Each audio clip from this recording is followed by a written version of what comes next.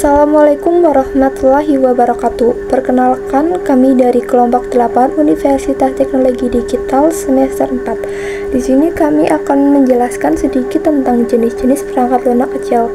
Yang pertama, perkenalkan, nama saya Khurautanisa dan teman satu kelompok saya ada Ismi Amelia, Muhammad Syafarus Mahfud, dan Tenia Septiani Faustin. Yang pertama akan saya jelaskan, yaitu apa itu Agile. Secara umum, metode Agile adalah kumpulan metode pengembangan perangkat lunak atau software yang dilakukan secara bertahap dan berulang atau iterasi. Setiap iterasi pada Agile juga berbeda-beda durasinya, tergantung proyek yang dikerjakan dan metode yang digunakan.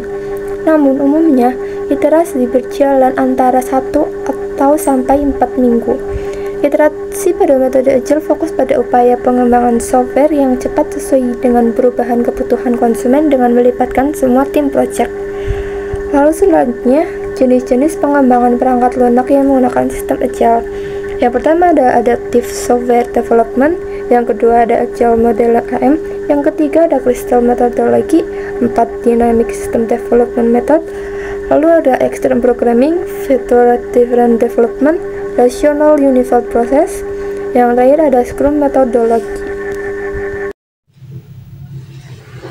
1. Adaptive Software Development. Adaptive Software Development adalah metode rekayasa perangkat lunak yang ditargetkan untuk tim pengembang developer dalam menghadapi tekanan ekstrim pada kompetisi bisnis sekaligus mempersiapkan proses pengiriman delivery produk.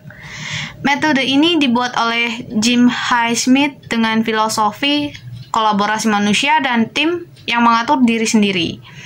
ASD ini memiliki 3 aktivitas penting, yaitu speculation, collaboration, dan learning. Yang kedua, Agile Modeling. Agile Modeling ini adalah kumpulan dari nilai-nilai, prinsip, dan praktik-praktik pemodelan perangkat lunak yang mengusung tentang Agile. Agile Modeling ini memiliki nilai-nilai, diantaranya komunikasi, kesederhanaan, umpan balik, kerendahan, dan keberanian.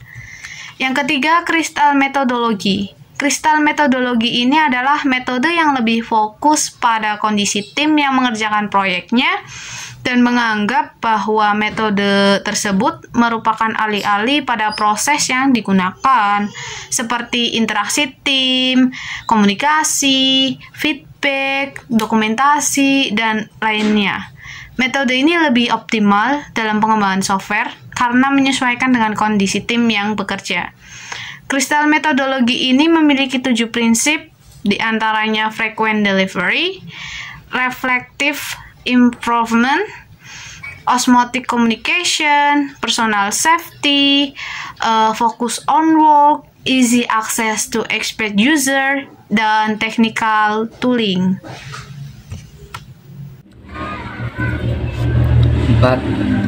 Ada Dynamic System Development Method atau yang disingkat dengan DSDM. Dynamic System Development Method atau DSDM adalah langkah kerja yang mengutamakan keterlibatan pengguna secara berkelanjutan dan memberikan fungsional secara efektif dan efisien dengan melakukan pendekatan pengembangan secara berulang. Nah, di sini ada 5 fase yang dikembangkan oleh metode DSDM, yaitu sebagai berikut. Yang pertama ada feasibility study. Nah, di sini di fase ini kita harus mengumpulkan rincian yang diperlukan mengenai solusi yang digunakan.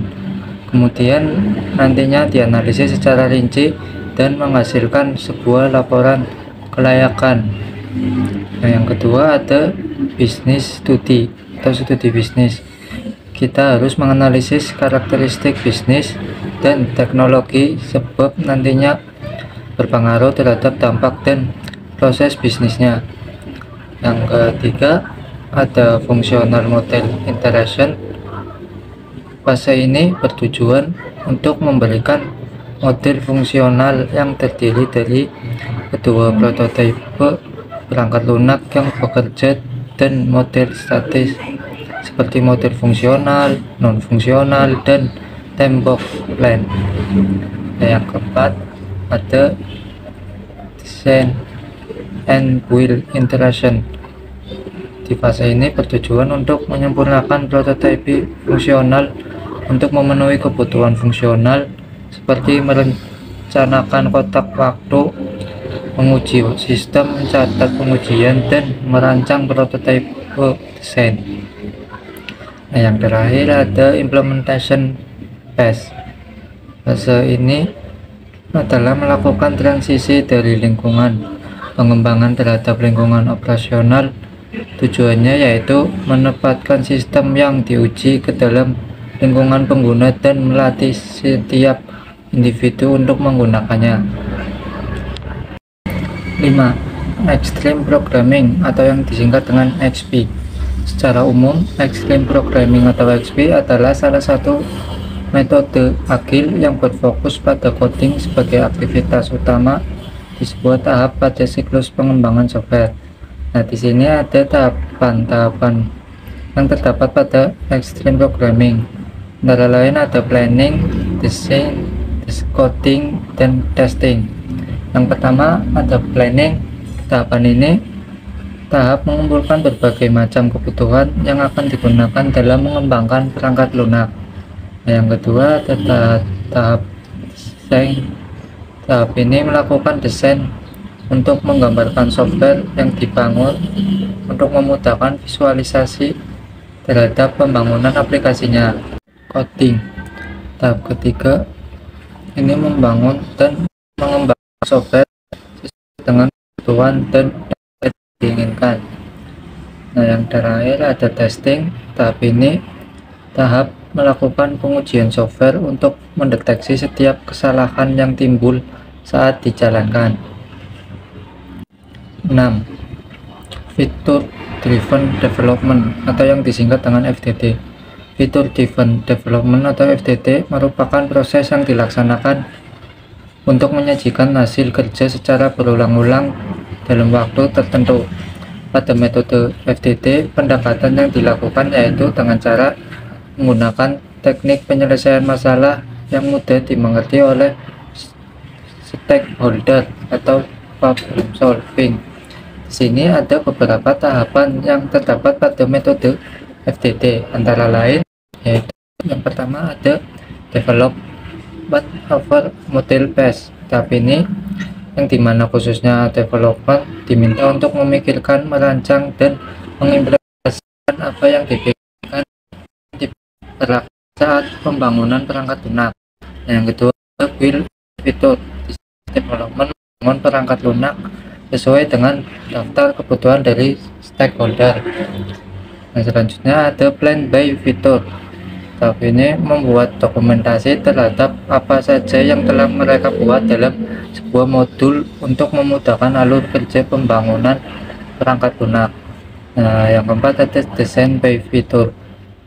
Sini membuat alur kerja software dalam bentuk visualisasi diagram untuk memudahkan penjelasan kepada stakeholder. Yang terakhir ada build by feature. Tahap kelima yaitu tim development membangun software yang sudah dirancang dengan menggunakan bahasa pemrograman dan tools yang sesuai. Yang ketujuh ada Rational Unified Process atau RUP. Rational Unified Process atau RUP merupakan proses yang menyediakan simulasi sistem pada industri untuk sistem, software, implementasi, dan manajemen proyek yang efektif. Metode RUP juga termasuk ke dalam salah satu proses yang ada pada Rational Process Library, di mana metode tersebut memberikan simulasi terbaik untuk pengembangan proyek. Berikut ini merupakan tahapan-tahapan yang terdapat pada metode RUP adalah inception, elaboration, construction, dan transition. Yang kedelapan ada Scrum metodologi. Scrum metodologi merupakan metode yang bertumpu pada kekuatan kolaborasi tim, incremental product, dan proses iterasi untuk mewujudkan target yang diharapkan. Pada metode Scrum metodologi, pendekatan yang dilakukan yaitu dengan cara mendefinisikan dirinya sebagai metode yang fleksibel, di mana seluruh tim proyek bekerja sebagai satu ruang lingkup yang sama untuk mewujudkan satu tujuan yang sama. Tahapan-tahapan yang terdapat pada metode Scrum metodologi adalah Product Backlog, Sprint Backlog, Sprint Planning, Daily Scrum, Sprint Review, Sprint Retrospective, dan yang terakhir ada Increment. Demikian presentasi yang dapat kami sampaikan. Kurang lebihnya mohon maaf. Kami akhiri. Wassalamualaikum warahmatullahi wabarakatuh.